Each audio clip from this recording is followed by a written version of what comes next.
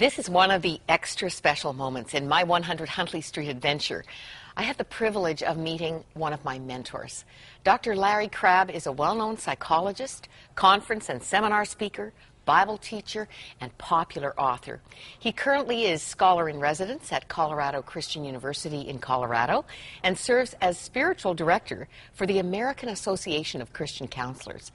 Dr. Crabb and his wife Rachel live in the Denver area, but he's going to be right here for the next 2 weeks of some very special programming. So we're going to take some time to get to know him. Welcome, Dr. Crabb. Great to be with you. First thing I have to tell you is that almost 30 years ago, I prayed, I said, Lord, help me to see what people are not saying. Mm-hmm. And into my life very quickly, in a course at Briarcrest Bible College, Biblical Counseling in the Church, came Understanding People. And right on the heels of that, your book, Inside Out. This was God's answer to my prayer. The wonderful insights that would be part of really understanding what makes us tick. And this was early in the journey for you. Early in the journey. It's been a long journey, and that was probably midway, maybe a little bit before. The Marriage Builder. Let's just show some of the others that might be familiar to you. A blueprint for couples and counselors. I think, in the book I don't have here, Connecting, signals a major paradigm shift that created a ripple in counseling circles, Bible colleges, seminaries. Everybody heard that something had happened to Larry Crabb. What happened? A lot of things have happened to Larry Crabb across a long journey. You mentioned The Marriage Builder, for example. That came out of a real crisis in my own marriage. I wrote that book shortly after my wife and I had hit a real wall in our marriage. We met when we were 10. We had our first date at age 12. We got married at 21. You had a date at 12? We had a date at 12. Well, we shared a hymn book at a youth program. That was our date. Her maiden name was Rachel Joy Langford. Her married name is Rachel Langford Crabb. So when she married me, I took the joy out of her life and made her a crab. Oh, dear. Are you really blaming yourself? Well, that's not total truth. No. But, we're doing fine with 43 years. But that book came out of a personal struggle in our marriage, as most of my books have.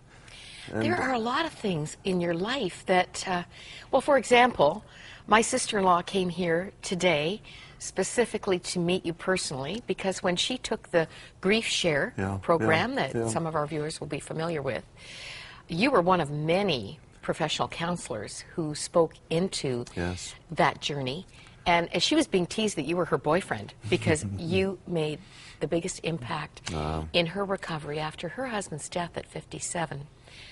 I didn't know that you lost a brother in a plane crash. In a plane crash. He was flying standby, the last one to get on. He was a psychologist as well. From Denver to Colorado Springs, the plane crashed, and all 3 crew and 21 passengers were killed that day. And I think that was the beginning of the shift that you refer to. When I had lost my brother, that was the first obvious, heart-wrenching tragedy of my life of that proportion. And to watch my parents bury their older son. How old was he? He was 51. And it was obviously incredibly painful and difficult. And I recall about 3 or 4 weeks, perhaps, after the memorial services and after all the things that happened after a terrible death like that, I remember saying to my wife one night at midnight, there are tears I have not yet shed, and I don't know what they are. And I got up in the middle of the night and went into my room and got my Bible out looking for answers, and I just couldn't find them. And I got so angry. And then the anger gave way to tears, and I just fell on the floor and sobbed for probably half an hour. And I prayed a prayer that was pivotal. And pivotal in, I think, my shift from where I've been to where I am now. And the prayer was very simply put, but it came out of my soul. The prayer was, Lord, I know you're all that I have, but I don't know you well enough for you to be all that I need. And let me find you. That led to the book Finding God. A couple years later, it led to the book Connecting, which was kind of my paradigm shift, if you will, where I think I came to the conclusion, I used the wrong word there, I know I came to the conclusion that psychology has its place, counseling has its place, but when you get down to the core issues in the human life, the only answer is Jesus. The only answer is God. And I remember thinking, what does that mean? It also occurred to me during that time that, that I think I went into psychology because even as a kid, as a teenager, as a young adult, I was struggling with all sorts of things that my understanding of Christianity wasn't speaking to. And so I chose psychology and put Christianity to the side, if you will. And then because you thought you'd find the answers there. I hadn't found them in Christianity, to my knowledge at that point. So I looked to psychology for all the answers that my own personal struggles and all the rest of it were involved with. And after my brother's death and some other things, after a struggle with cancer that I had about 12, 13 years ago, I've reached the conclusion that beneath all of the things we call psychological problems, there ultimately is a spiritual struggle. There ultimately is a struggle to know what the word love means. Do I belong to anybody? Is anybody on the throne of my life? Good old phrase. Is there any meaning to all the bad things that happen? Is there any point to everything? And those are the things that I spent 10 years in private practice as a clinical psychologist. And looking back on it, I realized that those were the kinds of issues that we were talking about. It wasn't just behavior therapy techniques or cognitive behavior therapy or psychodynamic therapy or all the various therapies that psychologists have. We were dealing with huge questions in the human soul and the human spirit and the human psyche that, as a psychologist, I didn't have answers for. And that made me think, well, wait a minute, I'm also a Christian. And then I thought, there is God. Maybe I better drop the thought of being also a Christian, and by the way, there's God, and see what on earth this all means. What is the gospel? I feel I'm 65 years old, and I'm kind of tingle as I say this next sentence that occurs to me. I think I'm just beginning to understand the gospel.